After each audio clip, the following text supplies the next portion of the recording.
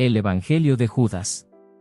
Un antiguo texto, perdido desde hace más 1.700 años, afirma que el traidor a Cristo fue en realidad su discípulo más fiel. El cristianismo no sería el mismo sin su traidor, Judas Iscariote. Según los textos bíblicos, lo vendió por 30 monedas de plata. Así lo plasmó Fray Angelico a principios del siglo XV. El documento fue descubierto a fines del siglo XX, pero luego pasó muchos años vagando entre traficantes de antigüedades. Según los textos aceptados por la Iglesia, Judas Iscariote besó a Jesucristo para señalar a quien debían detener y juzgar. ¿Qué dice el Evangelio de Judas? Sabemos que el Evangelio de Judas recoge una supuesta revelación de Jesús a Judas Iscariote, 3 días antes de que celebrara la Pascua. El texto tiene valor solo para nuestro conocimiento del gnosticismo del siglo II, pero no aporta nada sobre Cristo. Entre los diversos evangelios apócrifos que aparecen mencionados por los padres y antiguos autores eclesiásticos se encuentra el denominado Evangelio de Judas. De él San Ireneo, en su tratado contra las herejías, otros declaran que Caín obtuvo su ser del poder de lo alto y reconocen que Esaú, Coré, los sodomitas y ese tipo de personas están relacionadas entre sí. Por eso, añaden ellos, han sido asediados por el Creador, aunque ninguno ha sufrido daño. Pues la sabiduría tenía la costumbre de llevarse lo que le pertenecía desde ellos a ella misma. También dicen que Judas el traidor estaba muy familiarizado con estas cosas y que él solo, sabiendo la verdad como ningún otro, llevó a cabo el misterio de la traición. Por su culpa, dicen, todas las cosas, terrenas y celestiales fueron disueltas. Estos son los que han escrito una historia ficticia al respecto, que denominan Evangelio de Judas. A él aluden también San Epifanio y Teodoreto de Ciro.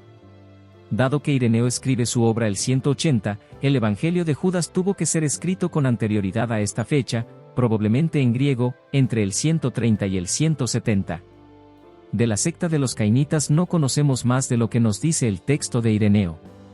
No se sabe si era un grupo independiente o parte de una secta gnóstica más amplia. Muy recientemente se ha dado a conocer la existencia de un códice del siglo IV encontrado en Egipto, que contiene un texto en copto del Evangelio de Judas. El códice contiene también otros 3 escritos gnósticos. Con este nuevo descubrimiento podemos saber que el Evangelio de Judas recoge una supuesta revelación de Jesús a Judas Iscariote, 3 días antes de que celebrara la Pascua. Como en el caso del Evangelio de María, se trata de una obra carente de cualquier contenido histórico, que utiliza el nombre de Judas para transmitir enseñanzas ocultas a los iniciados en la secta. Después de mencionar que Jesús desarrollaba su ministerio terreno haciendo milagros y mostrándose a veces ante sus discípulos en la forma de un niño, narra un diálogo entre Jesús y los discípulos. Jesús se ríe de lo que hacen, dar gracias sobre el pan, y ellos se enfadan. Judas es el único que reacciona bien ante lo que Jesús pide y éste le dice, yo sé quién eres y de dónde vienes. Tú vienes del reino inmortal de Barbelo y yo no soy digno de pronunciar el nombre de quien te ha enviado. Barbelo es la primera emanación de Dios en las cosmogonías gnósticas de tipo setiano. Siguen otros encuentros y diálogos de los discípulos y de Judas con Jesús en los que se tratan complicadas cuestiones cósmicas, y casi al final se narra cómo Jesús le dice a Judas, tú excederás a todos, pues tú sacrificarás al hombre del que estoy revestido. El escrito acaba diciendo que Judas recibió dinero de los escribas y les entregó a Jesús.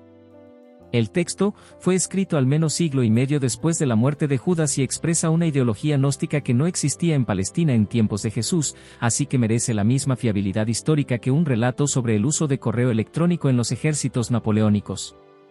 Según los gnósticos, el cuerpo y la materia son obstáculo para la plena sabiduría, y por eso entienden que Judas, al entregar a Jesús a la muerte, lo estaba ayudando a liberarse de su cuerpo humano. Ese escrito es uno más entre muchos que ya se conocían. Son textos de grupos marginales, que mezclan ideas de varias filosofías y religiones, y se apartaban tanto de lo realmente sucedido con Jesús, que los cristianos de su tiempo no les concedían valor alguno. Por eso se vieron relegados al olvido. En cambio, San Ireneo, que se hace eco de los desvaríos de escritos como este, es testigo del aprecio universal por los evangelios de Mateo, Marcos, Lucas y Juan. El texto fue escrito al menos siglo y medio después de la muerte de Judas y expresa una ideología gnóstica que no existía en Palestina en tiempos de Jesús, así que merece la misma fiabilidad histórica que un relato sobre el uso de correo electrónico en los ejércitos napoleónicos.